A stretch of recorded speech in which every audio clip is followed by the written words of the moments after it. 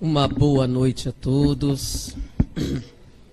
É um prazer e uma alegria estar com vocês na noite de hoje. Eu vou, de antemão, apesar de minha mãe ter dito que pedir desculpas não é uma coisa certa, né? Eu estou com a voz um pouquinho avariada, uma gripe forte. Quando me disseram o tema, a mecânica da reencarnação, eu estava lembrando, assim, é antigo, né? Esse tema tem 30 anos. E eu estava lembrando como foi que ele aconteceu. Quem aqui já assistiu na internet esse tema? Levanta o braço. Um bom número de pessoas. Bom, como é que surgiu um pouquinho esse tema quando a gente foi abordar? Primeiro, eu lembrei de como foi que a ideia surgiu. Na nossa casa espírita, Grupo Espírita Caminho da Esperança, no Rio de Janeiro, nós estávamos estudando André Luiz. E há um estudo de André Luiz, seguidamente, né, os vários livros. Então, como algumas casas têm, tinha o estudo de André Luiz. E estava, na época, falando a respeito da reencarnação. E o mentor dizia que a reencarnação se completava aos 7 anos de idade. Fisicamente falando, mas se completava na puberdade, e era essa passagem. E as pessoas discutindo a respeito, comentavam também uma outra passagem de André Luiz, em que ele ia fazer uma visita a uma outra colônia espiritual. Bom, olha só, eu estou partindo do pressuposto que os presentes são espíritas. São espíritas?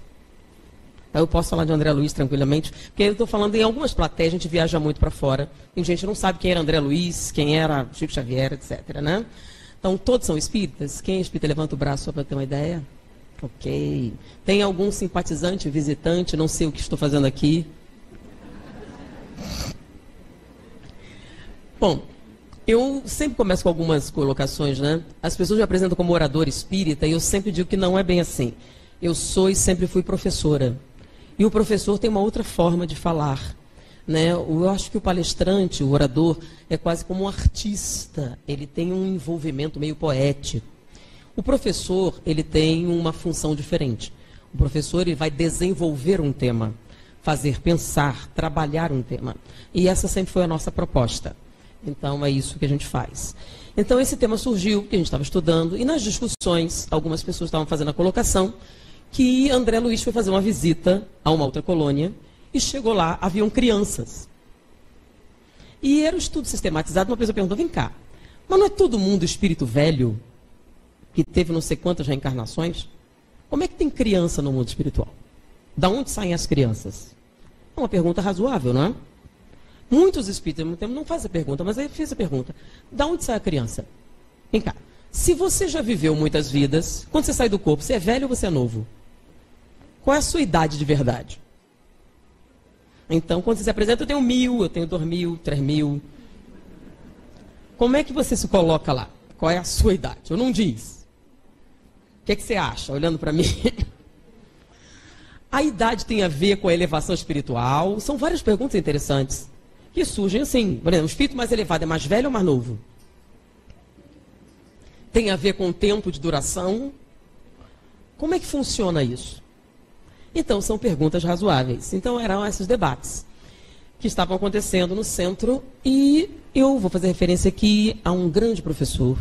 Foi o nosso professor de psiquiatria, Dr. Mário Pelon, né? Já desencarnou, uma das maiores mentes na área da psiquiatria que o Brasil produziu. E ele era o nosso professor de psiquiatria na época, e ele estava ensinando em sala de aula a preencher uma guia de internação. Ah? Então, ele era aquele papel e a gente tinha que preencher a guia de internação. E ele estava dizendo o seguinte, eu sei que isso não parece importante em outras áreas, mas nessa é. Porque ele estava dizendo que na área psiquiátrica existe uma série de preconceitos, existe uma série de coisas. Então, é muito importante você preencher corretamente a ficha de um paciente, porque isso vai acompanhar ele no futuro, etc. E se você errar, isso pode trazer prejuízos. Fez um discurso grande a respeito da importância de fazer o negócio direito, por causa do estigma associado a pessoas com transtornos psiquiátricos. Então, ele estava ensinando a preencher. E ele dizia, naquela época, eu sei recentemente, alguém conversou, não é mais assim, tudo bem, mas eu vou falar da área, na época era assim, tá? E para o efeito da palestra que a gente vai apresentar, não mudou tanta coisa. Então ele dizia o seguinte: quando você for preencher, haviam 4 graus, né? Naquela época não era transtorno, era doença mesmo, tá? Então vocês me perdoem os lapsos. Por que eu estou fazendo essa correção? Deve ter vários médicos aqui, Associação Médica Espírita, então se eu falar doença, escorreguei, também são 40 anos, o tempo passa, bom? E eu vou dizer, mas não parece assim, não é pintura, é branco natural, tá? E aí, eles assim, 4 graus, né? Então havia o transtorno leve, o transtorno de leve a médio, médio e o transtorno grave. E era assim que você preenchia, grau 1, 2, 3 e 4. E o que é que significava cada grau? Né? Grau 1 era aquele que não necessitava de internação ou medicação de natureza psicotrópica. Então, alguém que chegava no ambulatório tinha um grau 1, era alguém cujo tratamento indicado era ambulatorial e, no caso, psicoterapia. Grau 2, de leve a moderado, eram aqueles que utilizavam-se de medicação episódica. Então, ansiolíticos. Então, quando você via alguém com grau 2, já procurava que ele devia ter uma indicação qualquer de medicação. Então, fazia uso de medicações.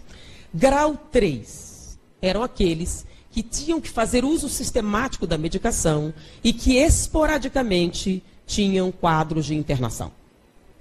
E o grau 4 eram aqueles mais graves, com indicação de internação. Então, eram aqueles que periodicamente tinham internação e tinham que ter um acompanhamento muito específico, porque era comum que eles se tornassem um perigo a si mesmos e para a sociedade. Então, eram aqueles pacientes com indicação de internação.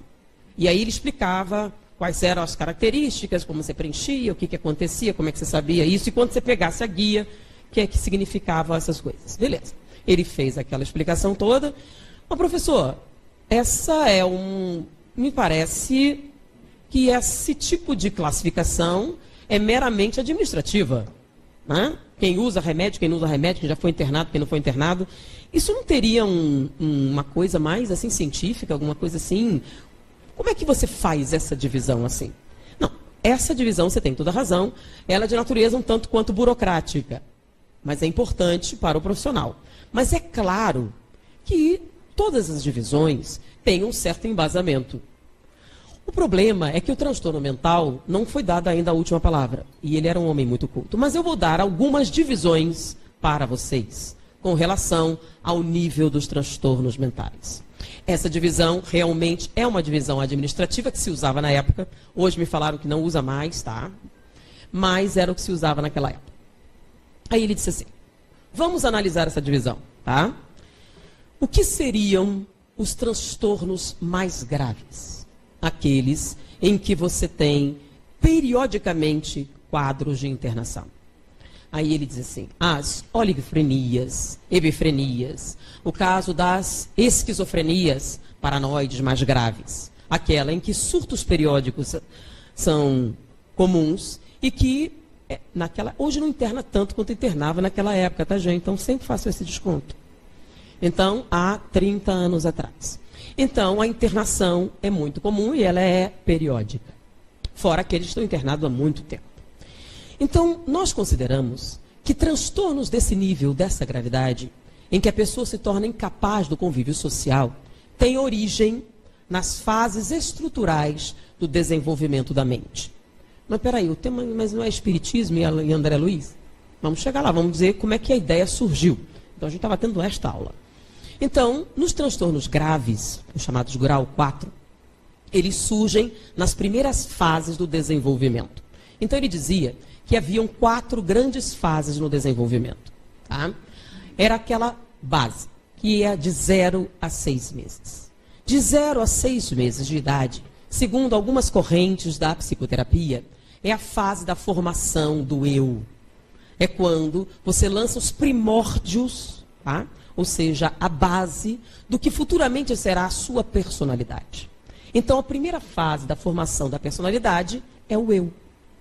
Antes disso, a criança não tem limite entre ela e a mãe. É uma coisa só. Alguns que estudam a psicologia do desenvolvimento infantil. Então, é a fase em que não há uma delimitação entre o eu e a mãe.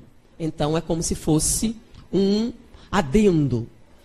E nessa fase que vai de 0 a 6 meses, há um amadurecimento até o momento em que você toma consciência.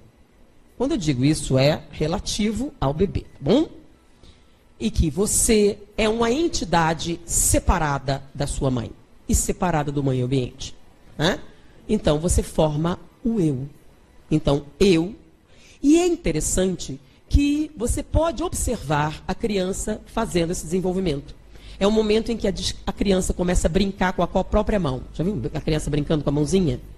Por quê? Ela descobre que essa coisa interessante é ela que controla. Ela mexe a mão quando ela quer. E ela não sabia disso até aquele momento.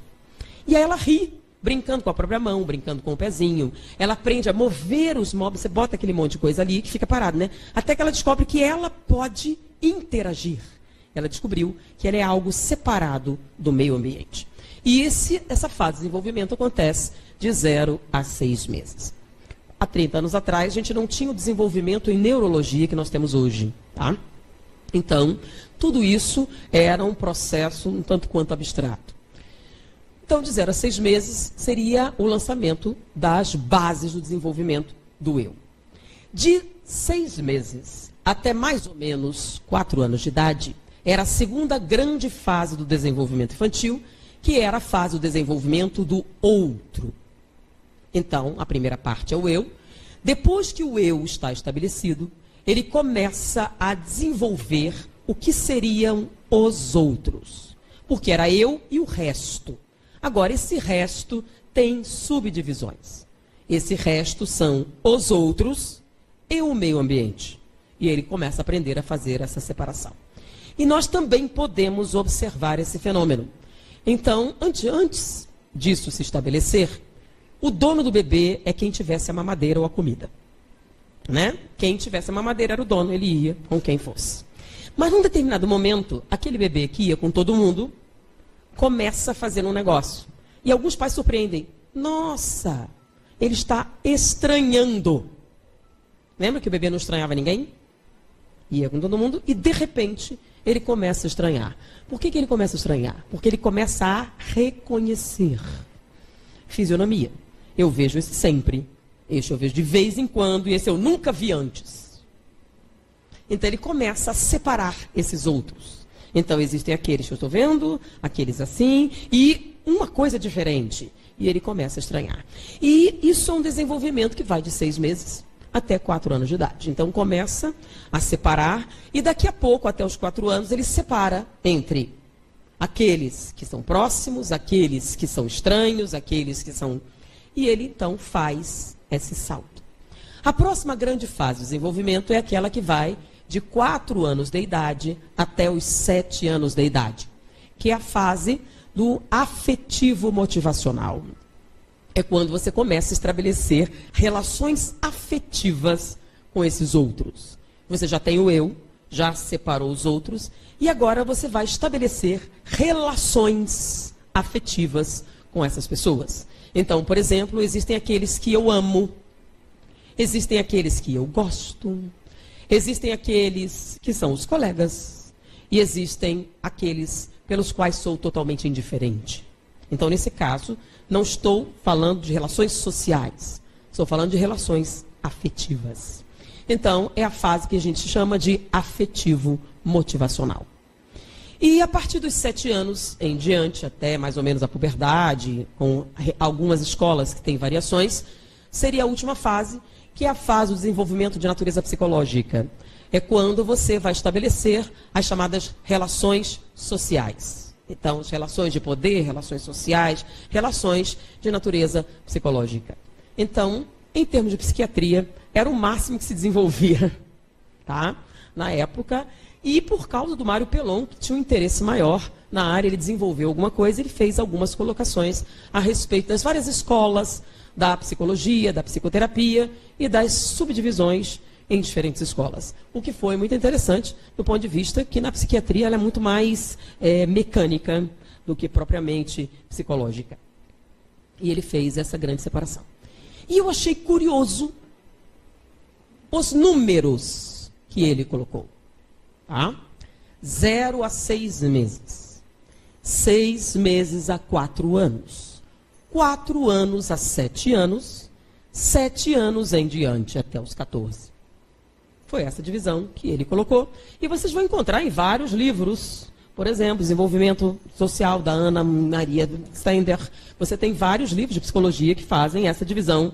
E olha só, elas são gerais, mesmo em escolas diferentes, eles costumam marcar essas etapas. Agora, quando você vê André Luiz, você encontra uma coisa semelhante. Primeiro, quando ele fala que a reencarnação física se completa aos... Primeira coincidência. 7 anos, 7 anos. Foi muito interessante. E a reencarnação propriamente dita se completa aos 14 anos, ou puberdade, com pequenas variações. Outra coincidência. Mas o mais interessante é que quando André Luiz faz aquela visita a outra colônia e vê lá um monte de crianças, qual é a pergunta que ele faz? Peraí, criança no mundo espiritual? Mas não somos todos espíritos antigos? Da onde saíram essas crianças? Muitos fazem essa pergunta, né? Aí a moça que está acompanhando, né, assessoriana, diz o seguinte: ah, isso depende. Depende do momento da desencarnação. Como assim? Se a desencarnação acontece antes dos 4 anos de idade, olha, parou aí. Coincidência. Peraí, tem tanta coincidência assim? Se a desencarnação acontece antes dos 4 anos de idade, normalmente você retorna ao mundo espiritual como um adulto.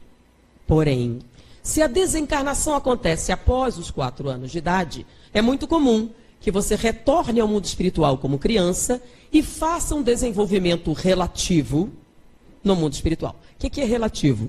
Não é igual para todo mundo. Então o ano corresponde exatamente ao desenvolvimento? Não. Isso depende do nível evolutivo. Alguns vão mais rápido, outros vão mais devagar, mas eles fazem um desenvolvimento no mundo espiritual. Então, alguns vão como criança e vão adquirindo a consciência com o tempo. O tempo não é específico, varia de acordo com a maturidade espiritual de cada um. No mundo espiritual. O que é que nos chamou a atenção? As fases cronológicas. Então, olha a coincidência, 4 anos, 7 anos, 14 anos, que foram as mesmas colocações dadas por várias escolas terapêuticas e pela própria divisão psiquiátrica. Tá? E o professor ainda tinha feito um acréscimo naquele desenvolvimento que ele fez. Então, ele dizia o seguinte: quando o transtorno, quando a doença, né? Quando o transtorno se estabelece entre 0 e 6 meses de idade, o que é que ele dizia? Olha só, eu estou dando o ponto de vista materialista, legal? Então, não são espiritualistas. Então, se você tem um transtorno, uma falha no desenvolvimento mental, entre 0 a 6 meses de idade, esta falha vai acontecer na base do desenvolvimento mental. Se a base foi comprometida, você dará origem aos transtornos mentais mais graves. Ok, tem lógica. Se o transtorno acontece entre 6 meses e 4 anos de idade, você terá transtornos menos graves. Serão transtornos estruturais, não serão transtornos estruturais, serão transtornos de natureza química, já que os neurônios se multiplicam até os 4 anos de idade, que era o que se acreditava naquela época. Então, ele se multiplicava até os 4 anos de idade. Se você tiver qualquer comprometimento do desenvolvimento, será um comprometimento na utilização dessa estrutura celular. De 4 anos a 7 anos de idade, nós temos mudanças drásticas na nossa constituição. Nós temos o acionamento de vários hormônios, nós temos a modificação de várias estruturas bioquímicas, e isso altera a mecânica cerebral. Não estruturalmente, porém em termos químicos. E com isso, se você tiver um transtorno do desenvolvimento nessa fase, será um transtorno de natureza química. E uma adaptação química pode ser suficiente para você superar esse transtorno. Era o que se acreditava na época. Houve algumas mudanças, tá? A gente está fazendo uma adequação da palestra que é bem antiga. Isso nos chamou bastante atenção, porque fazia sentido com algumas coisas colocadas por André Luiz. E daí nós ficamos meditando a respeito dessas várias fases e fizemos alguns questionamentos ao mundo espiritual, a algumas pessoas que nós conhecíamos. Muitas pessoas sabem que uma das pessoas que eu respeito muito, que eu considero meu mentor espiritual, né? E aí nesse caso eu tenho uma certa vantagem com relação a muitas pessoas que têm mentores desencarnados. O meu mentor espiritual encarnado é o Dr. Jorge Andréa. E a minha vantagem é que qualquer problema eu posso ligar para ele, né? Então não precisa evocar, já fica mais fácil. E conversamos muito a respeito dessas ideias que a gente estava desenvolvendo, e ele disse, olha, procede, eu acho que tem sentido, e desenvolva esse material, e vamos ver no que dá. E a gente desenvolveu, e deu origem àquela palestra que a gente fala sobre a mecânica da reencarnação. Em que a gente faz um paralelo entre o desenvolvimento neurológico e as fases da reencarnação. Mas por que a gente resolveu falar desse assunto? Que quando se fala do tema reencarnação, ele só serve para uma coisa, né? Para explicar por que é que você não se dá bem com seu marido, ou com seu filho, ou karma, ou coisa que o valha. Não tem nenhuma aplicação prática na vida do dia a dia, né? Por exemplo, a obsessão tem até uma função, o obsessor pode afetar, mas a reencarnação afeta o quê? Nada. Aparentemente, a reencarnação não afetava em nada o comportamento que você tinha na sua vida. Servia apenas para explicar suas antipatias, né, suas paixões, etc. Mas nada. Então, para que serve a reencarnação? Para explicar por que você não se deu bem com a sua mãe, com o seu pai, ou porque você tem um problema, ou como seus negócios não... Só serve para explicar o quê? Você vai ao passado, é a causa disso aqui. Só. Serve mais para quê? Absolutamente para nada. Ou seja, o conhecimento da reencarnação não afeta nada o nosso comportamento? Não muda coisa alguma? Não, muda. Você vai entender. Quer dizer, vai entender o quê? E aí eu tinha algumas perguntas interessantes na época que deixavam essa ideia meio complicada, né? Por exemplo, quando você tem um garotinho gênio, você tem vários hoje em dia, né? Então nós temos um menininho de 6 anos que é mais rápido e eficiente em resolver equações, né, matemáticas de 19 dígitos do que o Blue Sky, o computador da NASA, que calcula a trajetória dos foguetes. Ele ganha do computador. Ele é mais rápido. Aí eu pergunto, qual a explicação? Aí automaticamente a pessoa diz, reencarnação. Essa é a explicação. Então, os músicos, gênios, tudo, qual a explicação? A reencarnação. Explica mesmo. A reencarnação explica isso. Ok. Então, por que é que esse menininho, com 6 anos, faz isso com relação à matemática? Por quê? Aí, normalmente, alguém chegar e dizer assim, não, é porque estudou muita matemática na outra vida. Ok, então você estudou muita matemática na outra vida e nessa já nasce sabendo. É isso? Verdade? As pessoas falam isso, não é não? Aí eu fiquei assim, é mesmo? Sim, então se a música, estudou muita música na outra vida, nessa já nasce sabendo. Fatalmente, quando eu ouvia isso, a pergunta que vinha é, bom, então quer dizer que vocês não aprenderam nada na encarnação, né? Sério. Vocês sabem ler e escrever? Direitinho ou é... Todos sabem ler e escrever. Direito. Mesmo. Sem enganação. Então, na outra encarnação já vem sabendo? Porque é a primeira vez que vocês aprendem a ler e escrever? Porque, olha só, muitos de vocês estudaram, tem gente que estudou muito, tem PhD e tudo, não é? Na outra encarnação já vem sabendo. Não? Então não é só a reencarnação que explica o negócio, né? O que é que foi que vocês aprenderam? O que é que vocês já nasceram sabendo? Matemática, química, música, arquitetura, nada. Nada que vale alguma coisa. Qual é a única coisa que aparentemente se trata da encarnação é a antipatia, né? Por que só eles trazem matemática? A reencarnação explica? Para mim não fazia muito sentido. Aparentemente não explica não, né? Ah, mas tem a ver com a evolução. A evolução? Sério? Ok, Paganini. Tocava violino. E Mozart? Ele era muito evoluído, não é não? Nunca ouviu falar da vida do Paganini, não? Então, ele era da boemia barra pesada. Né? Mas já aparentemente nasceu tocando violino. E Mozart, idem. Então, tem alguma coisa mais. Né? Então, a reencarnação explica exatamente o que e como. Então, muitas pessoas falavam de maneira simplista a questão, mas não explicavam essas dúvidas. E aí, já pensou, você tem uma plateia de ateus e ele faz justamente essa pergunta? É para isso que serve a gente discutir ela antes. Porque aí, quando vier, você já está preparado para a possibilidade disso acontecer. O que aconteceu para mim. Então, eu achava que só esse negócio de reencarnação não explicava o suficiente, por exemplo, esses gênios. E com essa colocação de André Luiz e as fases de envolvimento, as coisas começaram a fazer um pouco mais sentido. Né? Vamos lá. Se as coisas são como André Luiz descreve, e nós temos Evolução em Dois Mundos, que é um livro que as pessoas pulam muito, né? Entendeu? Vamos pular esse. Mas agora já podem voltar atrás, muita coisa já está esclarecida, já pode, esse preconceito que tem com Evolução em Dois Mundos pode ser deixado de lado, a gente pode ler de novo, que agora a gente tem muito mais conhecimento a respeito. Então, quando fala do desenvolvimento, uma das coisas do perispírito é que o perispírito se liga ao corpo, molécula a molécula. Muitas pessoas perguntam, onde é que está escrito isso, André Luiz? Tá, mas não foi só ele, Emmanuel também falou sobre isso, e Joana de Anjos também falou sobre isso. Então, Pensamento e Vida de Emmanuel, nossa, você está dando toda a biografia, essa é só para... Não costumo dar essa colher de chá, mas vamos ver. Então, molécula a molécula. Olha que interessante. Molécula a molécula. Só que há 30 anos atrás, quando molécula era meio difícil falar na plateia. Agora vocês sabem o que é uma molécula, não é isso?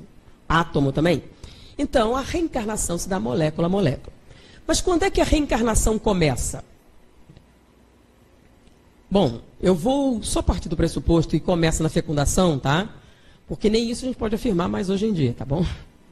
Mas, segundo a codificação, a reencarnação começa, tá?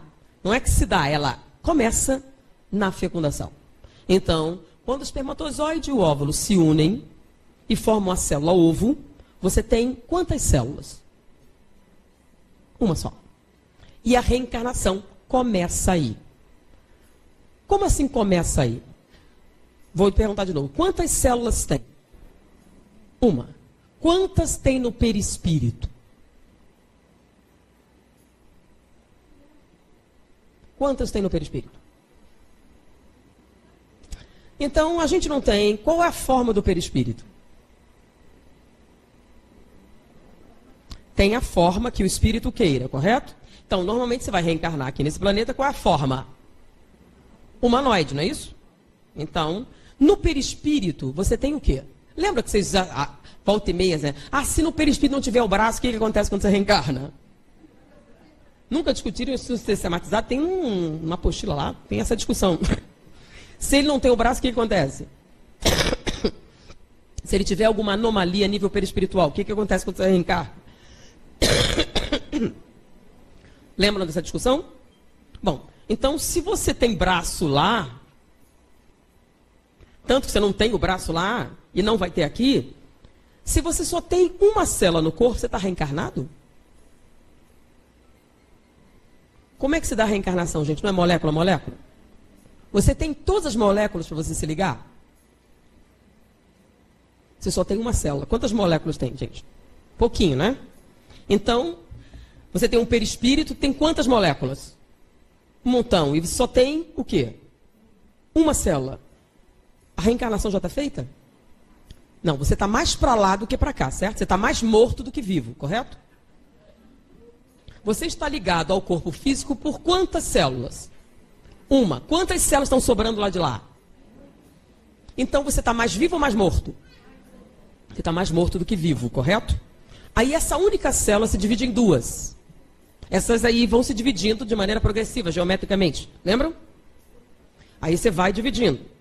Quando passa uma semana, você tem algumas centenas de células. Lembra? Chama-se mórula. Vem cá, isso aqui é um embrião Ainda não. Portanto, chama mórula. Ainda está caminhando pela trompa de Falópio. E vai se fixar no útero ainda. Quando ele se fixa no útero, primeiro você não tem uma célula diferente da outra. São todas iguais.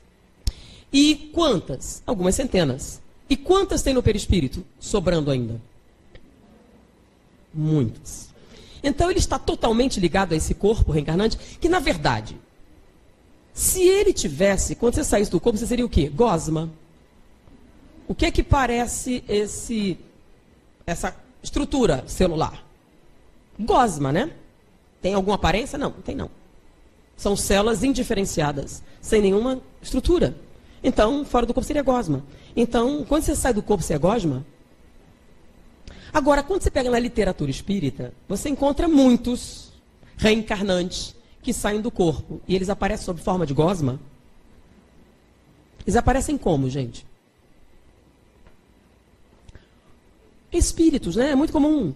E eu me lembro de uma história que eu ouvi toda a minha vida, com relação a meus pais. Então, meus pais eram espíritas, frequentavam sempre espíritas, são oradores espíritas, e eles assistiam às palestras de Valdo, todas elas, tá?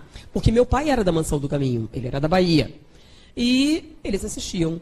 E normalmente o Divaldo dizia para minha mãe antes que ela ia ter um bebê. Ela não sabia que estava grávida e ele avisava. Ah, como é que você sabe? Ah, porque ele veio me contar. Então eu me lembro dela contando sobre um irmão meu que chegou assim: oi, aí Divaldo, você por aqui? Sim, estou reencarnando. Aí ele vai no bar, aqui minha mãe. E aí ele fala, quando o bebê nasceu e ele viu, assim, nossa, os mesmos olhos do passado. Então, quando saía do corpo, Divaldo sempre conversava com eles como adultos. Mesmo quando ainda eram gosma dentro da barriga da mãe. E ele sempre, e toda a vida, ele conversou com os espíritos reencarnantes e conversava muito. Isso era uma coisa muito comum. Tá? Bom, e na literatura se encontra a mesma coisa. E tem casos, vários casos, em vários livros, em que vocês doutrinam, em reuniões mediúnicas, espíritos que estão desistindo da reencarnação. E aparentemente eles falam. Bom, mas eles falam como se não tem nem boca a criatura? Porque é uma criança, você sabe que desde o início, um pouquinho, né? Quando vira embrião, ele tem boca. Não, a boca vai bem depois. Então, já alguns meses na frente. Mas aí eles, quando saem do corpo, aparentemente eles falam. Então, a gente tem uma fase que nós somos peixes, lembram? Que no processo embriológico nós copiamos todo o processo evolucionário. Então, peixes, anfíbios, répteis, a gente vai passando todas as fases. E esses espíritos, quando dão comunicações em reuniões mediúnicas, ninguém nunca ouviu falar disso? Quem já ouviu falar disso? Ok, então, literatura. E você doutrina, não desiste da reencarnação. Quando ele desiste, o que acontece? Aborto espontâneo, não é não? Aí convence, não desista não, vai... Tá. Aí você doutrina. E você fala com quem?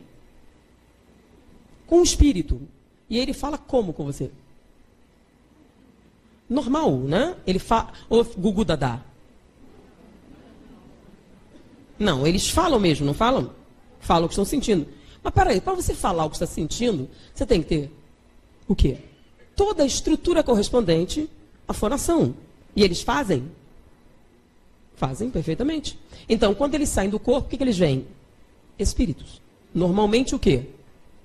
Adultos. E ninguém se tocou que quando eles saem do corpo são adultos. E quando é que eles começam a sair do corpo de maneira diferente?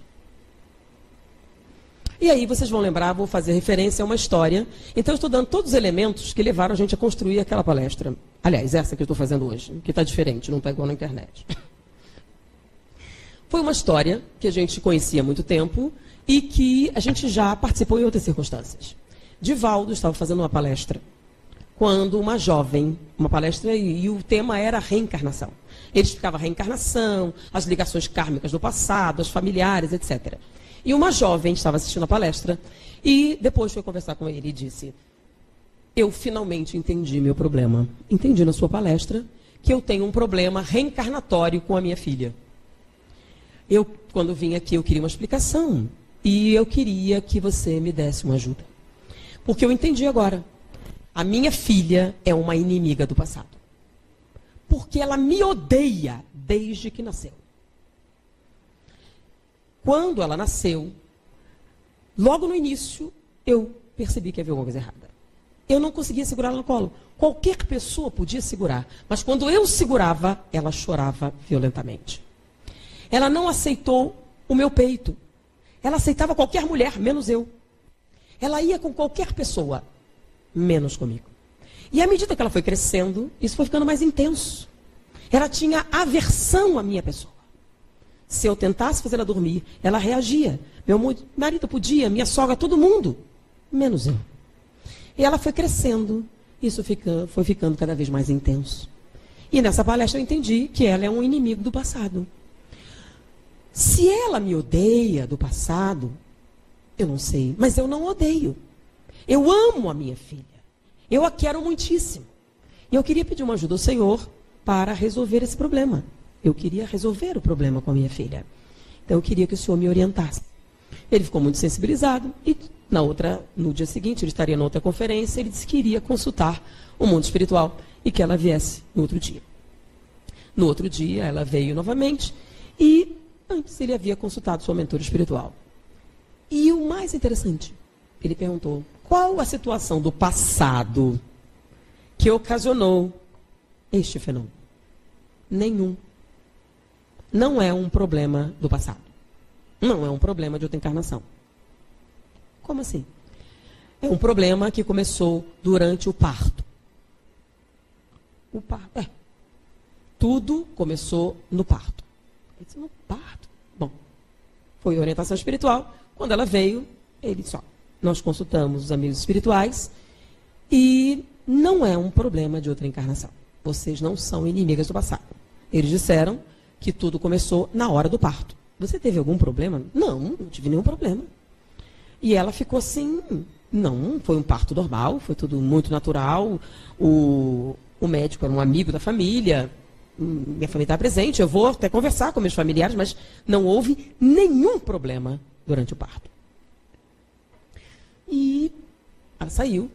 E na palestra seguinte, que era um roteiro que ele faria no Rio de Janeiro, ela estava de volta com os parentes, a sogra, o pai, todo, e nenhum deles lembrava de nenhum problema acontecido durante o parto. Foi um parto muito simples, rápido, perfeitamente natural. E eles não podiam identificar como teria começado o problema. Disse, bom, segundo a nossa mentora espiritual, aconteceu na hora do parto. O que aconteceu exatamente? Nada de estranho. Meu marido estava ali, houve uma filmagem, tudo. Nada aconteceu. Assim, algo aconteceu. E sua inimizade começa aí. E ela tentou rememorar o que poderia ter acontecido, o que poderia ter dado origem àquela reação, até que ela lembrou. Mas não pode ser. Como assim? O que foi que aconteceu? Não, é que eu não sabia qual o sexo da criança. E havia dúvida que seria um menino. E nós preparamos tudo para o menino. Azul, etc. Tal. Então estávamos preparados, o nome de menino. Quando nasceu, e o médico disse, é uma menina. E eu disse, que pena. Pois é. O problema começou aí. Ela estava ao seu lado. Bom, não era um recém-nascido, era? Ela estava ao seu lado e ouviu. E reagiu muito mal. Se você não me quer, eu não quero você também. E quando ela volta ao corpo, o que acontece? Os recém-nascidos raciocinam? Não. Por que não? Por que não raciocinam? Porque eles não têm todas as estruturas neuronais para realizar operações complexas. Tá? Não tem a memória, não tem uma série de estruturas que nos permitem todos os nossos processos cognitivos. O recém-nascido não tem ainda. Correto? Então, quando ele volta ao corpo em formação, o que ele traz? Não traz um raciocínio claro, traz uma lembrança nítida. Não, ele traz o quê? Então, ele plasma no corpo o quê? Reações viscerais. Você está entendendo? processos instintivos. Então, essa aversão é física, não é mental, porque ele não raciocina nada. Mas a do espírito é. Mas não foi bem isso. Não é a mim que você tem que explicar, é ela. O problema não sou eu. Sim, mas o que eu posso fazer? Conversa com ela. Sim, mas não. Não é com ela o bebê. Por que não? Vocês já tentaram conversar com a menininha de 1 ano? Explicar para ela as suas motivações? Que não era bem isso, você não era machista, nem coisa parecida. Você consegue conversar com ela e explicar bem? Quanto tempo você consegue conversar? Não consegue. Não consegue, por que não consegue? Ela não vai entender você, ela não vai lembrar, ela não vai acompanhar nada. Por que não? Porque ela tem 1 ano de idade, com o cérebro de 1 ano de idade, com a capacidade cognitiva de 1 ano de idade, tá? Como qualquer criança de 1 ano de idade. Porém, qual foi a orientação do mundo espiritual? Quando ela dormir, converse com quem? Com o espírito. Qual espírito? O espírito adulto, que está lá, que tem cérebro, que tem memória, que tem entendimento, que tem raciocínio, que tem capacidade argumentativa, e explique. Ah, e ela vai entender? Claro, por que não? Por que não entenderia? Se você falar direito, corretamente, vai entender perfeitamente bem. E ela passou a fazer isso. A criança dormia, mas a recomendação que sempre os espíritos deram, até mais ou menos 3 anos de idade. Porque depois não adianta mais. Aí a pergunta, por que até 3 anos de idade? Porque até essa idade, quando você sai do corpo, sai como adulto. E aí você pode explicar. Depois disso, você começa a sair do corpo como uma... Então, o resultado seria o mesmo. Tanto faz ela acordada como dormindo. Você vai conversar com uma criança de 4 anos e vai explicar para ela o que aconteceu exatamente? E ela vai entender? Não. Então, esse tipo de atividade só é eficaz até, mais ou menos, 3 anos de idade, com pequenas variações. Então, a menina estava com quase isso, ela estava com 2 anos e meio, e ela começou, a menina dormia e ela explicava. Eu amo você. Foi um equívoco. Na verdade, não foi essa a intenção. Eu amo você. O quarto que eu preparei para você. O carinho, as suas roupas. E ela começou a falar da afetividade. Olha só em volta. Quem bordou as coisas que eu faço por você? Eu acho você tão linda. E começou a falar essas coisas. Explicou o que aconteceu naquele momento. E em nenhum momento ela rejeitou por ser mulher. E foi explicando. E isso ela fez por 6 meses. E um dia a menina levantou-se, foi na cozinha e chamou mamãe. E foi a primeira vez que ela a chamou de mãe. Porque sempre se referia a ela, aquela mulher. Nunca chamou de mãe. Mamãe, sonhei com você. E você me queria muito. É verdade? Sim, eu te quero muito. E ela abraçou a mãe pela primeira vez. E essa não é a única história. Você tem outras referências a essa situação em outras origens espirituais. Bom, vamos juntar todas essas características e vamos acrescentar algumas informações de natureza científica. Ok?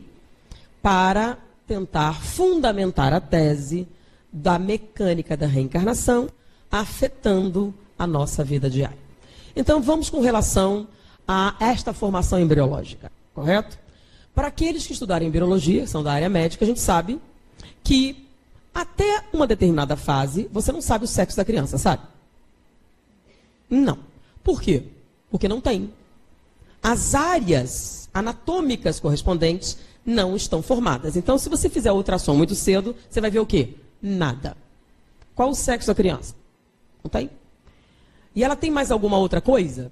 Não. Muitas áreas não estão formadas. Então, por exemplo, um bebê de 2 semanas tem todas as suas estruturas orgânicas? Não. Tanto que um bebê prematuro tem problemas pulmonares, que o seu pulmão não está totalmente formado ainda. Então, é muito comum permanecer separado. Então, as áreas vão se formando paulatinamente. Correto? Você aprende em biologia. Os biólogos têm absoluta certeza de que é assim. Vocês concordam? As coisas vão acompanhando aquilo que aparece mesmo, ou vocês acham que eu estou te enganando? Então, com uma semana, a gente tem os nervos auditivos. A gente tem ouvidos? Não, né? Não temos ouvidos. E olhos? Pulso também não, né? Sensibilidade táctil? Nada, né? Não tem nada dessas coisas. Concordam ou não? Pelo menos, não precisa nem ser médico, gente. Quem fez biologia na escola? Ou prestou o Enem recentemente? Lembra das fases de desenvolvimento? Então, notocórdia, aí você vai formando, vai formando, vai formando. Tá? As estruturas cerebrais demoram um bocado para se formarem. Então, você não tem os ouvidos. Você não tem várias áreas. Concordam ou não? Okay. Vocês acreditam mesmo nisso ou é folclore? Ok. Então, isso é biologia. Vamos para outra área do conhecimento, psicologia. Biologia é um ramo da ciência. A psicologia é outra faculdade também, né? Então é muito comum, você vai fazer terapia.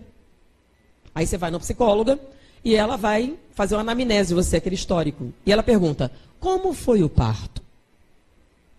Foi cesáreo ou foi normal? Pergunta ou não pergunta? Pergunta, né? Ela pergunta também, por exemplo, como é que foi a gestação? Pergunta ou não pergunta? Por quê? Curiosidade? Não, tem um motivo dela perguntar. Porque muitos problemas do parto podem dar origem ao quê? Problemas psicológicos, correto? Então, se sua mãe renegou você na barriga, isso pode dar problema psicológico. Sim ou não? Isso faz parte do desenvolvimento na psicologia? Os psicólogos acreditam nisso? Vocês acreditam nisso? Pois é, os biólogos não concordam. Eles não concordam com isso. Sabe por quê? Porque é o seguinte, como é que você vai ter um problema psicológico porque sua mãe rejeitou você na barriga, se você era incapaz de ouvir, de ver e de sentir e de guardar na memória? Se você não tinha o cérebro para guardar na memória, como é que você vai lembrar que tinha um problema? Faz sentido? Faz sentido, né? Sim, não, isso, olha só. Isso não é materialismo, a psicologia aceita isso, não tem nada a ver com espiritualismo, tá? Tá? Então, tem mais um detalhe, por exemplo, muito interessante, com relação à regressão de memória. Não estou falando de regressão a vidas passadas, tá? Estou falando da regressão de memória. Você coloca a pessoa em transe e faz ela voltar no tempo. Isso existe ou não existe? Aí você volta à infância, vai voltando. Tem gente que volta ao parto. E no parto ela fala coisas que aconteceram no parto. E isso foi cientificamente comprovado? Foi, sim. Temos inúmeros depoimentos demonstrando isso. É uma prática comum da psicologia. E mais, voltando um pouco atrás, durante a gestação. E você lá descreve sentimentos e sensações que você teve durante a gestação. E aí, quando você vai pesquisar, o que você descobre? Realmente a minha mãe teve um problema assim, realmente aconteceu isso, realmente aconteceu aquilo, até diálogos. Relatos são inúmeros, gente, estatística tem suficiente, tanto que é uma prática perfeitamente aceita pelo Conselho Internacional de Psicologia.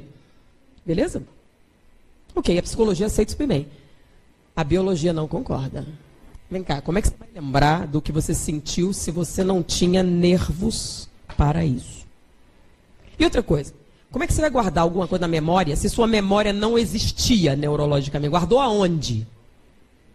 Porque para guardar alguma coisa tem que ter o quê? O lugar, certo? Se o lugar não existe, guardou onde? Mistério. Nós já temos um conflito entre a biologia e a psicologia, correto? Vamos esquentar o mingau. Vamos para a medicina. Beleza, medicina bem mecânica, não é não? Então, vamos falar a respeito do processo do nascimento. Então, o que a gente chama de medicina neonatal. O que é medicina neonatal? São aqueles responsáveis pelo trato com o recém-nascido. Bom, o que a gente sabe de recém-nascido é que se você nasce antes do tempo, várias áreas não estão completamente formadas, correto? Uma das mais sensíveis é o pulmão, que nem sempre está totalmente formado, o que faz com que o recém-nascido seja muito sensível a processos pneumônicos. Mas não é só isso. Uma prática comum aceita pela medicina era o isolamento do recém-nascido prematuro. Porque uma das coisas que a gente sabe é que o sistema imunológico não está perfeitamente formado. E se ele não está perfeitamente formado, a criança é muito suscetível de uma infecção. Então, a prática usual para crianças muito prematuras é mantê-las internadas numa UTI neonatal. Uma UTI neonatal específica. Bom, UTI neonatal é um local onde você tem uma série de procedimentos, por exemplo, para evitar infecção. Então, não pode entrar qualquer pessoa, não pode entrar qualquer roupa. É um ambiente esterilizado, justamente para a criança não seja suscetível a infecções. Bom, no passado, quando uma criança muito prematura nascia, ela era colocada ali na incubadeira e ficava lá um bom tempo, até amadurecimento do seu pulmão, e os pais iam visitá-la 1 hora por dia, através de uma janelinha. Eles iam, visitavam e iam embora. Por quê? Porque se eles entrassem e saíssem, o que acontecia? O risco de infecção subia muito. Então, só entrava na UTI neonatal as pessoas especializadas. Bom, isso se fez durante muito tempo. E eu vou contar a história de como mudou isso. Tá? Essa história, Divaldo também conta na palestra, porque ele conheceu o casal. Nos Estados Unidos, você já me ouviu falar em vários filmes, que é muito comum pessoas muito ricas, tá, serem mecenas. O que são mecenas? Patrocinadores das artes ou das ciências. Então, você pode, por exemplo, doar para museus, balés, sinfônicas ou faculdades. E havia uma família muito proeminente nos Estados Unidos que tinha uma relação íntima com uma universidade de medicina. Então, aquela família, historicamente, havia colaborado com aquela instituição de muitas maneiras. E o jovem, que era o herdeiro da fortuna naquele período, continuou a tradição da família de financiar projetos daquela universidade de medicina. E a sua esposa estava grávida pela segunda vez. Eles tiveram um primeiro filho naquela universidade, numa ala que eles inauguraram, da família, e ela estava grávida pela segunda vez. Mas ela começou a ter sérios problemas durante a gravidez, uma série de problemas. Esses problemas foram se multiplicando, apesar de todos os atendimentos médicos, e deu origem a um parto muito prematuro, mais do que o usual. Então, a criança muito prematura. E crianças muito prematuras têm um risco muito alto. Naquela época, você isolava ela na UTI neonatal e esperava que ela reagisse. Mas a criança não estava reagindo muito bem. Segundo os prognósticos, ela estava piorando dia a dia. E os médicos chegaram para o casal e disseram, olha, infelizmente, nós achamos que ela não vai sobreviver. Era uma menininha. E avisaram a família que eles se preparassem, que o coração estava falhando, o pulmão estava falhando, elas tiveram várias falhas e estava se pauperando relativamente. Num determinado momento, ele disse, olha, nós achamos que não vai passar do dia de hoje. E o pai foi falar com a mãe, contou, eles se abraçaram, estavam chorando, quando o filhinho mais velho entrou. Ele tinha 5 anos. Ele entrou e deparou com a cena e perguntou, por que vocês estão chorando? Eles olharam e resolveram dizer a verdade. E explicaram que a irmãzinha nasceu, que estava muito doentinha e que aparentemente não ia sobreviver. Minha irmãzinha não vai viver, não. Então eu queria conhecê-la. Lembre-se, naquela época, se você não entrava, então a criança não ia nem no hospital. Ela não conheceu a criança, nunca foi para casa. E eu queria conhecê-la e me despedir. O casal olhou um para o outro e disse... Eles achavam procedente e resolveram, sim, tá ok, vamos todos nos despedir. Porque eles nunca seguraram a filha. Por alguns minutos, foi para a UTI e nunca mais tiveram acesso. E eles resolveram, já que ela vai morrer, que diferença faz? Vamos despedir. Eles foram ao hospital e falaram, é claro que a resposta foi, mas peraí, quem construiu a ala, quem financiou tudo, quem... Oh, irmão, vai morrer mesmo? Que diferença faz? Ok, franquearam. O casal entrou para se despedir. E o menininho entrou, aproximou-se da incubadora, botou as mãozinhas e começou. Oi, raio de sol. E começou a cantar. Na hora que ele começou a cantar, os sinais apitaram. Esvesve, o coração que estava errático subiu e se estabilizou. Houve uma mudança na pressão e nos batimentos cardíacos. E a criança estabilizou. Aí eles disseram, voltem à tarde. E eles voltaram. E o menino entrou, oi, raio de sol. A criança reagiu. Quando ele começava a cantar, os batimentos se estabilizavam. Voltem à noite. Não preciso dizer que eles se mudaram para um apartamento próximo e passaram a frequentar diariamente a UTI. A criança estabilizou-se, passou aquele dia, passou a semana, sobreviveu, saiu da UTI neonatal e se transformou numa moça que Divaldo Franco conheceu. E a família resolveu investir especificamente o seu dinheiro em pesquisas com recém-nascidos prematuros. E desses investimentos surgiram algumas descobertas muito interessantes que muitos de vocês conhecem. Um dos projetos advindos dessas pesquisas foram os bebês canguru. Já ouviram falar? Em que consiste o projeto Bebê Canguru? Eles descobriram que os recém-nascidos prematuros reagem à presença da mãe.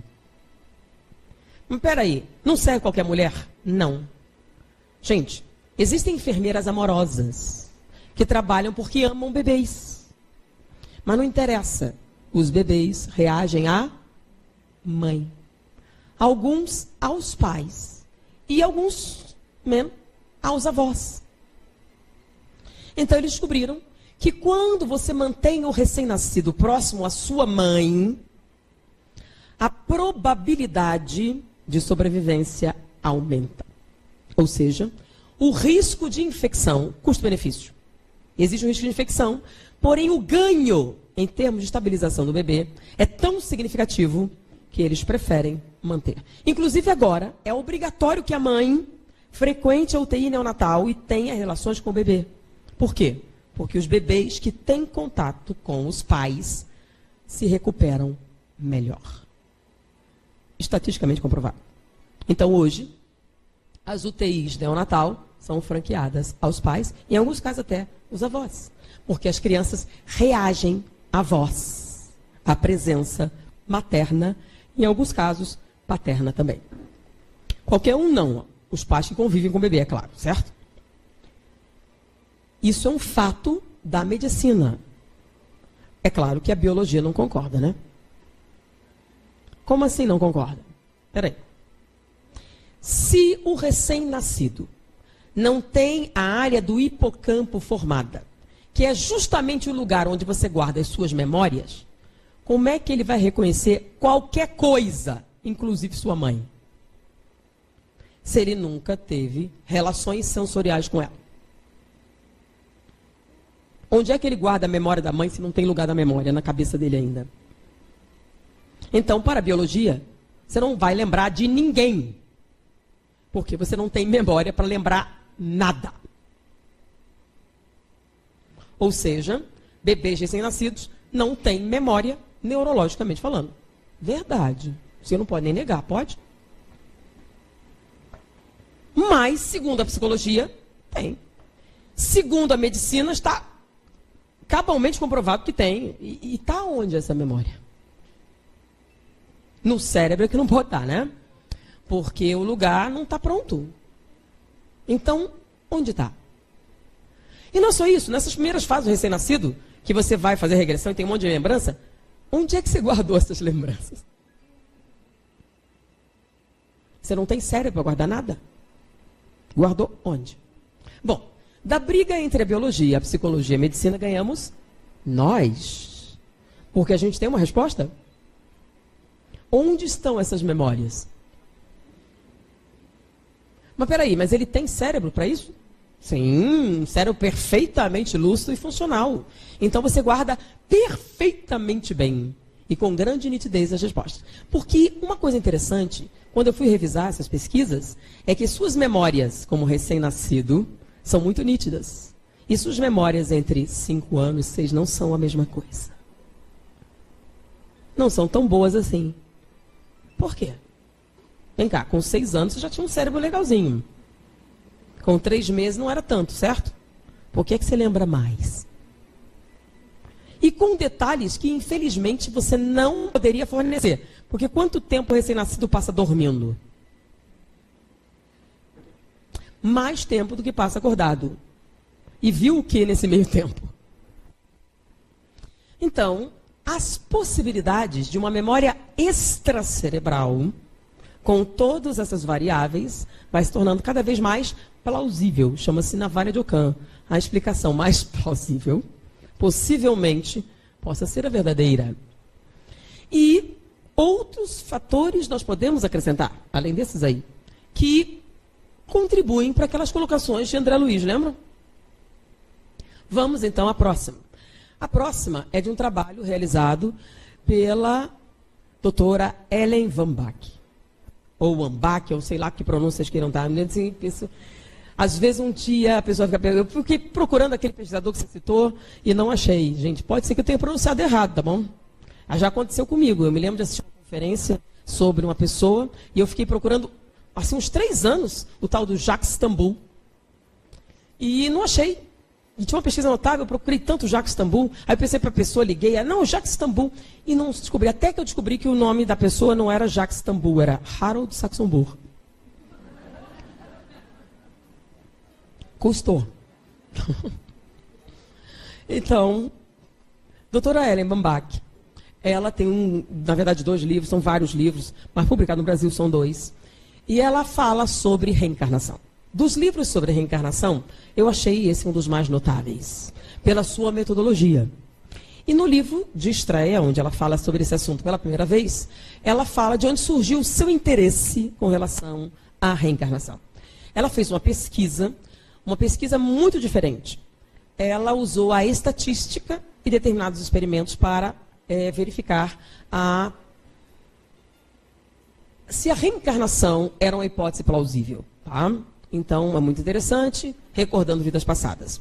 Porém, o livro em que ela fala de onde ela tirou a ideia é que nos atraiu mais. Ela falando sobre como ela se entrou em contato com a reencarnação e o que levou ela a fazer a pesquisa. Então, eu não vou falar da pesquisa, tá? Eu vou falar sobre o que levou ela a essa situação. Ela conta que ela era do Canadá, tá? Radicou-se nos Estados Unidos e era terapeuta infantil. Era uma psicóloga infantil.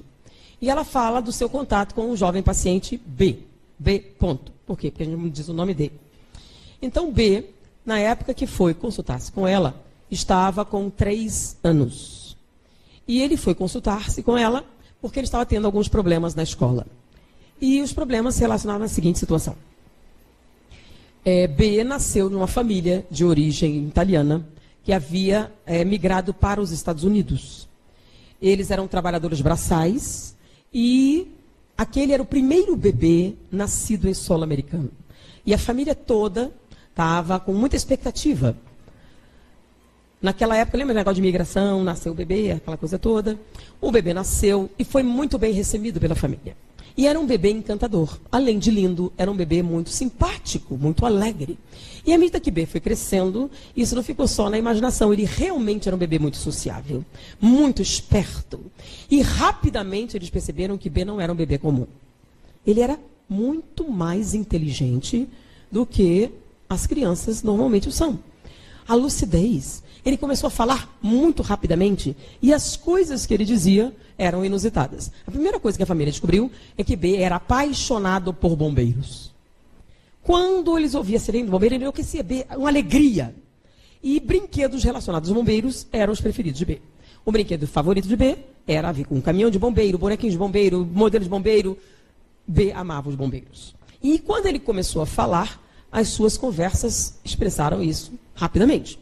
Quando ele conhecia alguém e, pela primeira vez, ele vai lá, olá, que prazer, eu sou B. Você sabe alguma coisa sobre prevenção de incêndios? Você sabe os cuidados? E ele começava a discorrer a respeito dos cuidados com relação aos incêndios, incêndios florestais, coisas que não faziam parte do universo da família. E com isso eles acharam que B era superdotado. E naquela época essa coisa de superdotado estava na moda, né? Era a década de 60, logo depois da Segunda Guerra Mundial, aquele eclodir. E o negócio de superdotado estava na moda. E o teste de QI, para descobrir os superdotados. E naquela época se fazia teste de QI sistematicamente para descobrir os superdotados. E no momento que eles descobriram que B não era um bebê comum, resolveram que ele tinha que fazer um teste de QI para ver se ele era superdotado. Porque eles achavam que B deveria ter a melhor educação possível. Eles se reuniram e B foi submetido a um teste de QI, coeficiente intelectual. E B tinha 2 anos de idade. E o resultado foi genial. B era muito dotado, muito acima da média. Tinha um QI altíssimo. Naquela época, era muito comum se fazer testes de QI em crianças pequenas. Todo mundo queria ter um filho gênio. Hoje em dia, não se faz isso. Por quê? Porque se descobriu se quando se faz um teste de QI muito precocemente, é muito comum você obter alguns resultados chamados falsos positivos. Como assim? Você faz um teste de QI numa criança de 3 anos e dá gênio. E mais adiante, dá normal. Qual a explicação? Porque eu acho isso muito estranho, né? Se quando você tinha 3 anos, fez um teste de QI e deu gênio, o que aconteceu? Você emburreceu? Não, é uma pergunta razoável, não é não? Você faz um teste, deu gênio. O que é um coeficiente de inteligência? Tá? Você faz uma série de testes, tá? E você tem uma expectativa de resultados dentro de uma faixa etária. Então, se numa faixa etária você tem resultados acima da média, o que você diz? Que os resultados, lembra, você faz o coeficiente de inteligência. Bom, então, você com 3 anos deu acima da média, aí à medida que você cresce, o que acontece? Diminui?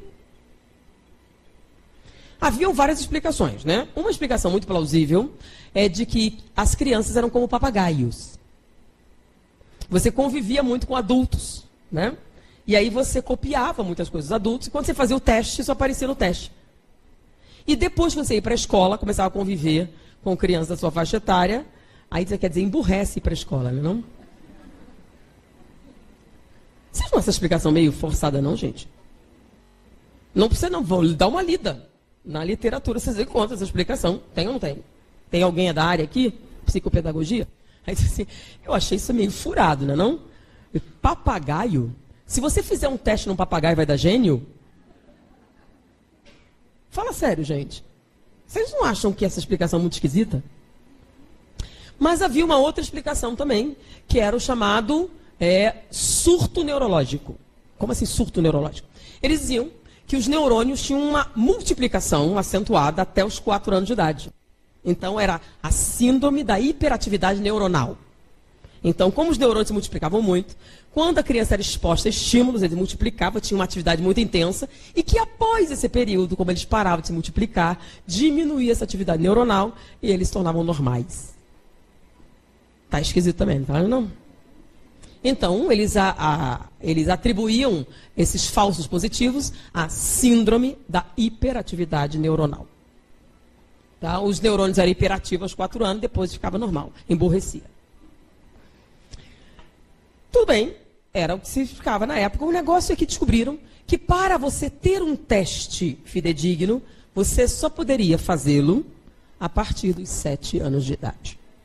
Então, hoje em dia, você faz teste de QI a partir de 6, 7 anos de idade, dependendo da maturidade da criança. Aí sim, você teria um resultado fidedigno.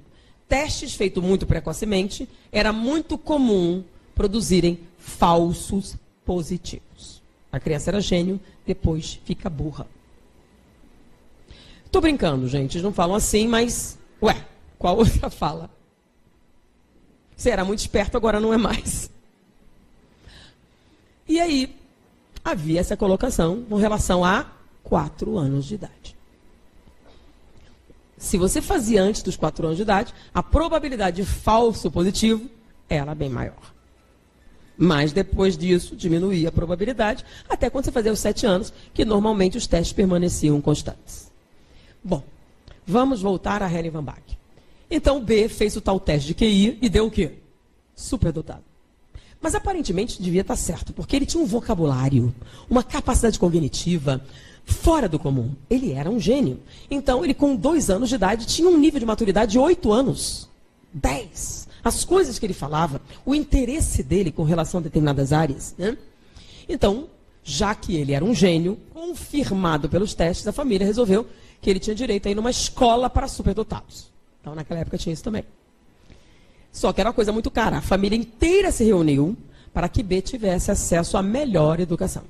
Levaram-no a uma escola especializada, ele fez novos testes, deu positivo, e ele conseguiu uma vaga numa escola para superdotados. E começou a frequentar. E foi um sucesso.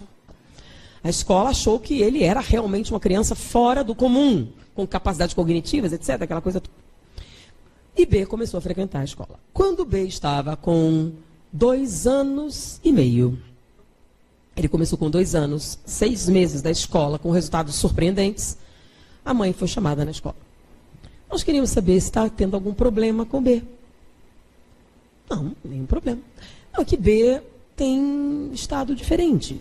Ele não tem querido participar das atividades, ele tem ficado isolado. E quando a gente vai conversar com ele, ele diz que está muito triste. E por isso não vai participar das atividades. Então, aconteceu algo? Não estamos sabendo. Aí foram perguntar, não acharam nenhuma resposta coerente, mas passou algum tempo, eles foram chamados. Olha, algo está acontecendo com B. B tem se recusado a participar das atividades e agora ele não quer comer, não quer se alimentar. E quando nós perguntamos por quê, ele diz que está triste demais para comer. Nós estamos preocupados. Nós gostaríamos que vocês fizessem uma avaliação com a criança, de repente, algum problema. E eles foram pressionar B, tal, a família, e não achavam nenhum problema, não. E aí, pressionaram mais. E aí a B respondeu, sabe, mãe, eu sou B, seu filho. Mas eu também sou Mark, capitão dos bombeiros da cidade de Nova York. E eu estou com muita saudade da minha esposa e dos meus filhos. Aí a mãe riu, deu risada, contou para o pai. Todo mundo da família conhecia o bombeiro Mark. Todo mundo sabia disso. Era um amigo imaginário de B. Toda vez que B ganhava um boneco de bombeiros, era o Capitão Mark dos bombeiros. As aventuras eram do Capitão Mark, os bombeiros, que o Capitão Mark salvou, o Capitão Mark aconteceu. E ele falava das várias aventuras que o bombeiro Mark já tinha vivido. Todo mundo da família conhecia o bombeiro Mark. Aí a mãe foi explicar na escola. Olha só. Isso aí é uma fantasia que ele tem. É explicar na história dos bombeiros, que ele tinha fixação nos bombeiros, e que o bombeiro Mark era um personagem das suas brincadeiras, muito comum e tal. Realmente, ele tem uma imaginação fora do comum. Perfeito, entendemos perfeitamente bem. Só que está atrapalhando. Vamos ter que diminuir isso. Temos que diminuir isso. Ele não pode se perder da realidade. Isso está deixando de ser um fenômeno imaginário para se tornar um problema. Então vamos mudar isso. E eles começaram um processo de tirar esse negócio dos bombeiros, né? Os brinquedos, a conversa, vamos fazer isso. E eles foram, eliminando. E o resultado foi muito ruim. B piorou. E segundo a escola, ele estava fazendo um quadro depressivo. Eles sugeriram que procurasse um terapeuta. Às vezes aconteciam crianças muito brilhantes, muito inteligentes, tinham uma imaginação tão fértil, que às vezes não lidavam bem. E eles foram, então, procurar um terapeuta infantil para atender B. E foi com essa recomendação que chegaram à doutora Helen Van Bach. E ela foi apresentada ao seu jovem paciente B, de 3 anos na época. Então, B, segundo, a escola estava com um quadro depressivo, tá? Não queria participar, apatia. E, quando perguntavam qual era o problema, ele estava muito triste, com saudade da sua esposa e dos seus filhos. Porque ele era o bombeiro Mark. Segundo os profissionais, ele estava fazendo um quadro psicótico. Então, ele estava num quadro psicótico e isso era muito sério. Eles haviam tentado outros profissionais que chegaram à conclusão que ele precisava fazer uso de uma medicação psicotrópica. Com 3 anos de idade. Mas ele estava num quadro depressivo. Os profissionais chegaram à conclusão e eles então foram buscar o auxílio da doutora Ellen Van Bach, que era uma psicoterapeuta infantil muito conceituada. E ela então recebeu esse histórico desse paciente B. E ela foi conversar com o B. E ficou extremamente impressionada com ele. Com a sua capacidade com 3 anos. Não era possível, ele realmente era um gênio. Ela nunca tinha tido contato com um. Ele era fora do comum. A sua maturidade, a sua capacidade, a sua fala, era algo impressionante. E ela resolveu, então, questionar a questão do bombeiro, porque eles primeiro tentaram eliminar os bombeiros. Como não foi eficaz, ela resolveu, então, explorar aquela fantasia para tentar entender de onde aquela psicose havia surgido. E depois de conversar profundamente com B, ela ficou muito zangada. Muito zangada. Porque ela chegou à conclusão que aquela criança não estava tendo a psicose, aquela criança sofreu um abuso. Alguém estava abusando daquela criança. Alguém estava incentivando aquelas fantasias. E ela chamou os pais. Porque, pausa aqui, naquela época não tinha Google. Nem internet. Se você quisesse fazer uma pesquisa, ia onde? Na biblioteca. Por que ela chegou a essa conclusão? Porque quando ela foi questionar B a respeito do bombeiro Mark, e foi aprofundando o questionamento, ela descobriu quem era o bombeiro. Mark era bombeiro na cidade de Nova York, a 100 quilômetros de onde eles moravam. Era um capitão, era casado, tinha 3 filhos, tinha colegas, tinha endereço, tinha uma série de detalhes. E quando ela foi precisar mais, ele deu informações pessoais do bombeiro Mark. Era uma fantasia muito minuciosa, com muitos detalhes. Apesar daquela criança ser muito precoce, ela ficou um pouco impressionada. E ela resolveu fazer uma pesquisa. E nessa pesquisa, ela descobriu que o bombeiro Mark realmente existiu. Ele era capitão dos bombeiros da cidade de Nova York e morreu 5 anos antes do nascimento de B. Num incêndio. E que ele era casado e tinha 3 filhos e que morava naquele endereço específico. Peraí. Como é que um menino de 3 anos pode ter uma fantasia tão minuciosa assim? Conclusão. Alguém estava alimentando as tendências psicóticas de B. Hoje você diria que estava pesquisando no Facebook, né? Ainda bem que naquela época não podia. Aí ela falou com os pais, alguém está fazendo isso. E aí os pais foram atrás, quem poderia estar fazendo isso? Aí foram e não acharam o culpado. Alguém fez, mas agora já está feito, não dá mais para fazer. Então a terapeuta chegou à seguinte conclusão. Olha, já aconteceu, não há como saber quem fez isso, mas ele fez um quadro psicótico grave, ele é uma criança muito imaginativa e não adianta mais. Eu gostaria de tentar uma coisa. A medicação seria o conveniente, mas ele é tão jovem. E medicação tem efeitos colaterais. Então eu gostaria de tentar alguma coisa com a permissão dos senhores. Eu gostaria de dar um choque de realidade em B. Como seria assim? Nós vamos explorar essas fantasias, depois eu vou confrontá-lo com a realidade. Normalmente não se faz isso com crianças, mas como o B é superdotado, ele tem uma idade mental muito além da cronológica, eu acho que ele tem maturidade suficiente para lidar com essa experiência. Eu pretendo dar um choque de realidade. Vocês concordam? A família concordou. E ela então resolveu explorar as fantasias e depois confrontá-lo com a realidade de que ele não era o bombeiro Mark. E ela fez. Fui atrás das informações do bombeiro, etc. E entrou em contato com a viúva do bombeiro Mark, que por acaso ainda morava no mesmo endereço. Entrou em contato com a viúva e explicou, olha, contou do paciente, mas antes, ela havia entrado em contato com um terapeuta, primeiro que ela ficou muito impressionada com as coisas. E em Nova York havia um especialista que havia relatado algumas coisas semelhantes. Então ela entrou em contato com a vizinha, ele queria falar com ele para poder comparar as impressões, se ele concordava e tal. Como ela marcou uma entrevista posterior, ela resolveu continuar com o experimento e depois entrar em contato com o terapeuta. Entrou em contato com a viúva e falou do problema que ela estava tendo, de que alguém tinha abusado da criança, tinha feito aquilo, etc. E que se ela não ajudaria, há um choque de realidade. A viúva concordou e numa determinada data foi marcada uma entrevista. A viúva compareceu ao ambulatório, né, ao consultório, e B, todos saberiam o que estava acontecendo, menos B, que iria também ao consultório, onde ele seria confrontado com o fato de que ele não era o bombeiro Mark. No dia aprazado, B entra no consultório, onde previamente já estava a viúva do bombeiro Mark. Ele entrou, olá, doutora Ellen, e virou-se, fulana, sou eu, seu marido Mark. E começou a conversar com ela. Deu detalhes, informações sobre o casamento, perguntou dos filhos, dos amigos, dos familiares. E depois de algum tempo, detalhes específicos, anatômicos, de natureza íntima. Ao final da entrevista, a viúva virou para a doutora Ellen e disse, o que acontece eu não sei, mas esse é meu marido Mark.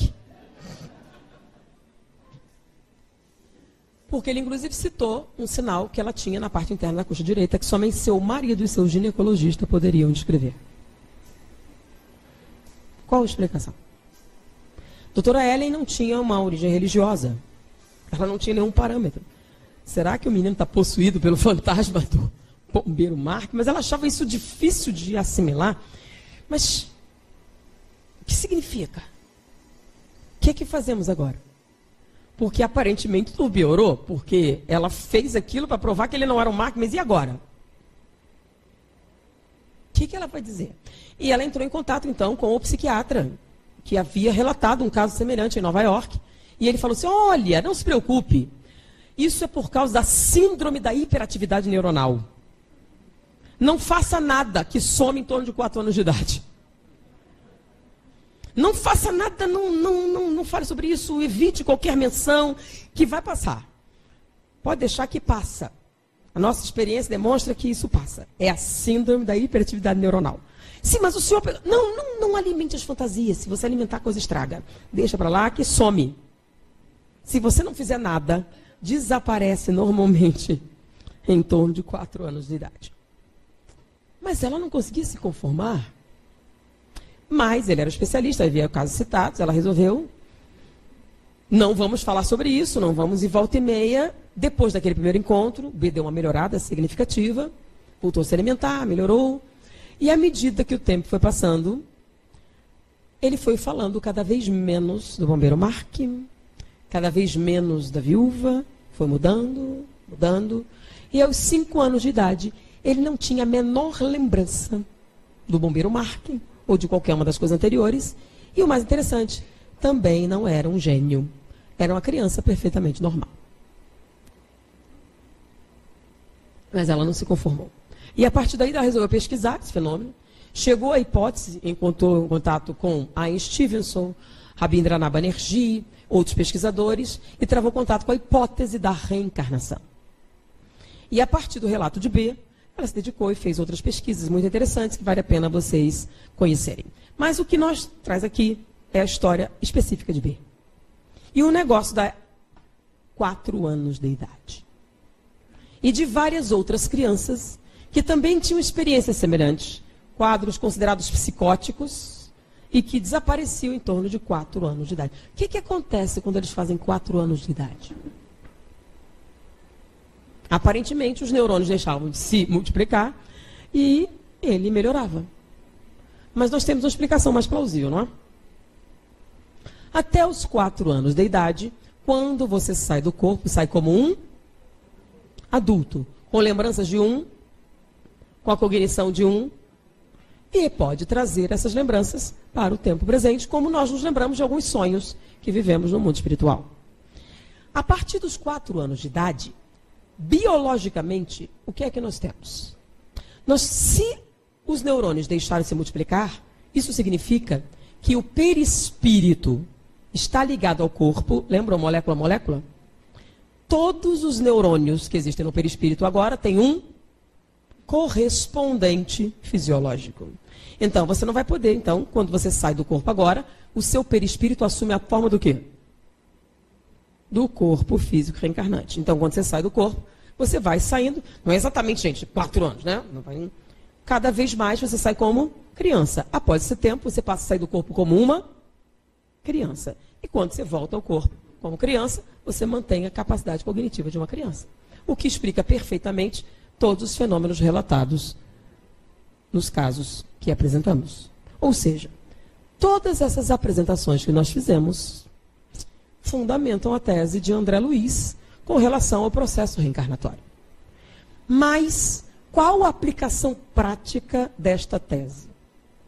A aplicação prática dessa tese tem relação com o que nós começamos no início, os transtornos mentais. 0 a 6 meses, 6 meses a 4 anos, 4 a 7 anos. Quando você está reencarnando, você está ligado ao corpo por uma única célula e ela progressivamente vai aumentando. Na fase principal, que vai de 0 a 6 meses, você tem uma intensa multiplicação de neurônios. Neurônios que darão origem ao arcabouço estrutural do cérebro que irá abrigar o que nós teremos a ação da sua personalidade. Então, se a personalidade é um processo psicológico, ela anima um cérebro biológico, estruturas neurológicas. Então, existe uma estrutura física, onde essa estrutura psicológica vai se desenvolver. Se você tiver uma falha no desenvolvimento físico, você terá um dano de natureza estrutural. E um dano de natureza estrutural, futuramente, irá ocasionar os transtornos de alta gravidade. São aqueles que comprometem a funcionalidade da sua estrutura cerebral. As oligofrenias, epifrenias, esquizofrenias mais graves. Mas vamos analisar. Segundo a psicologia, qualquer falha no desenvolvimento dessa fase iria ocasionar em si. Mas que falha aconteceria naquela fase? Abandono, opressão, traumas. Mas lembre-se que a biologia não acredita que você possa guardar lembranças desses fenômenos. Então, de onde elas vêm? Então, imagine que você é um espírito. Compreensão, cognição, você é você. E alguém chega para você e diz: eu te odeio. Você não vale nada. Queria que você morresse. E você estaria ouvindo isso da sua própria mãe. Qual a sua resposta de natureza psicológica? Se agora ela seria intensa, imagine que você está realizando um trabalho extremamente importante. Você está desenvolvendo a sua estrutura cerebral. O arcabouço do que futuramente será o seu cérebro. As suas estruturas neuronais. Sobre a ação desta emoção. Deste sentimento. Isso pode ser danoso e comprometer o desenvolvimento dessas células?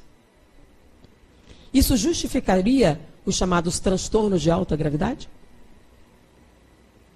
Após essa primeira fase, em que a base, ou seja, a memória, as estruturas próprias do eu já estão formadas, você entraria na segunda fase do desenvolvimento, que seriam as sinapses, lembra, as redes neurais, como nós entendemos hoje. A multiplicação intensa dessas redes. Então, qualquer falha no desenvolvimento nessa fase iria comprometer o quê? Ocasionar alguns danos estruturais, não tão graves quanto na primeira fase, mas ainda assim de certa gravidade, e comprometeria também a estrutura química, o que daria origem aos transtornos de média a alta gravidade. Aqueles em que você tem surtos periódicos, mas há uma necessidade de uma medicação para manter a integridade mental. Após os 4 anos de idade, a sua estrutura neuronal física está praticamente formada. Então, nessa fase de desenvolvimento, qualquer dano no desenvolvimento psicológico não vai afetar as estruturas neurológicas, mas vai afetar o afetivo motivacional, que é o quê? O que é que nós descobrimos posteriormente? Que se a linguagem objetiva é elétrica, A linguagem emocional é química. Então, nessa fase do desenvolvimento, que vai de 4 a 7 anos de idade, nós estabilizamos nossos processos químicos. Eu gosto, eu amo, eu odeio. Lembram? Serotonina, dopamina, noradrenalina, GABA, etc. Até o presente momento, nós descobrimos 72 substâncias. Sabemos mais ou menos para que servem 11, temos certeza que 7, só temos tratamento para 3. E que essa química afeta o quê? As nossas respostas, em termos, inclusive, psicológicos. Então, você tem os antidepressivos, os antipsicóticos. Normalmente, a pessoa medicada não surta, não chega a estados mais graves, mas sem a química, você não estabiliza essas conexões. Após os 7 anos de idade, a sua estrutura neuronal está formada, a sua química está estabilizada, você não tem mais transtornos neuroquímicos. Qualquer transtorno será de origem psicológica. Por isso, aquele grau em que, no caso, o tratamento é de natureza psicoterápica e não química. A química, quando aplicada, será apenas sintomatológica. Por exemplo, um sedativo, um calmante, etc. Não será uma química essencial para a manutenção da estabilidade mental. Ou seja, coincide com as informações de André Luiz? Faz sentido? Explica melhor do que a síndrome da hiperatividade neuronal? Do que o papagaio ambulante? E outras explicações? Explica as dificuldades de adaptação entre a biologia, psicologia e medicina? Ela preenche as lacunas? Sim. Então a reencarnação não serve só para explicar o passado, ou suas antipatias, ou paixões, etc. Ela também tem uma função prática no presente. E é extremamente importante para o desenvolvimento infantil. Reconhecendo o que significa o processo reencarnatório, o nosso comportamento se torna mais específico. Então é muito comum, por exemplo, quando você tem problemas com o seu marido, numa discussão, não vamos conversar agora por causa das crianças. E vocês tentam preservar as crianças, não é? Que a criança chega, o que está acontecendo? E aí você preserva as crianças. Mas bebês, não. Por que bebês não? Porque bebês não têm memória. Bebês não vão lembrar. E também não vão repetir o que você falou na frente do juiz, vai? Então, você pode falar o que você quiser na frente dos bebês. Que bebês não contam. O problema é para aqueles que já trabalharam, ou trabalham, ou têm contato com sistemas de adoção. Já sabe que não é bem assim. Aparentemente, bebês que foram adotados, que teoricamente não têm nenhuma lembrança, apresentam alterações comportamentais, que a psicologia explica com problemas que eles desenvolveram durante aquelas fases, que teoricamente não era para lembrar, certo? Mas na prática lembra. E afeta. E que são tratáveis. Então, como você conversa com o seu bebê? Pensa bem na sua situação. Você sofreu um acidente, está tetraplégica. Aparentemente, não pode se comunicar com ninguém. Mas você entende e ouve tudo. E escuta as pessoas conversando como se você não estivesse lá. Vamos embora desligar esses aparelhos? Ou essa já está morta. E você, não, eu não estou morta. Ou submetida a tratamentos traumáticos por enfermeiros não preparados, ou não dignos desse nome. Como você se sente? Totalmente indefeso nas mãos de outra pessoa. É mais ou menos o que sente o seu bebê. É um espírito reencarnante, totalmente incapaz, nas mãos do destino. E quando ele sai do corpo, ele sabe perfeitamente o que você sente. E o que você diz.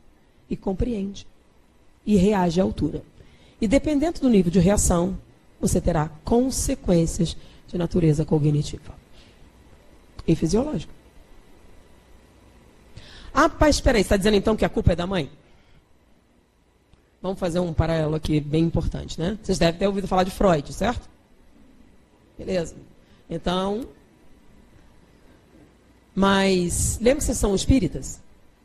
são reencarnacionistas? Beleza, Freud diz que a culpa é da mãe, e isso aí parece que aumenta isso, mas vamos lembrar da reencarnação, né? Se aqui Freud explica que a culpa é da mãe, e vocês são reencarnacionistas, cada um tem a mãe que merece.